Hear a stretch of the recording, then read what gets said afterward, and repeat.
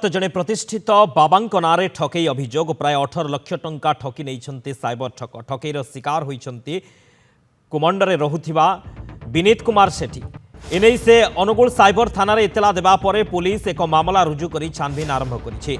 एक अजना नंबर रु विनीत को एक फोन कॉल आसीथिला। कॉल करिथिबा व्यक्ति निजकू बाबांक कर्मचारी बोली परिचय देइथिला। एपरिकी बाबांक सह कथा मध्य कराई देइथिला। परे तांकर पूजापाठ करने टंका मागिथिला। प्रथम पर्यायर प्राय 1 लाख टंका देइथिले विनीत। पर साइबर ठक माने विभिन्न पर्यायर तांकोठारु 17 लाख 82 हजार टंका ठकी नैथिले। ठकामीर शिकार होइथिबा जानिबा परे विनीत साइबर थाना रे अभियोग करिसंती। प्राय 18 लाख टंकार ठकईर शिकार होइसंती कुमंडर विनीत कुमार।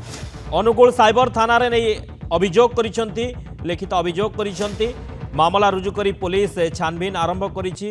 प्रतिष्ठित बाबांक नारे साइबर ठक ठकई करिथिबा जानिबाकु पाइछंती विनीत।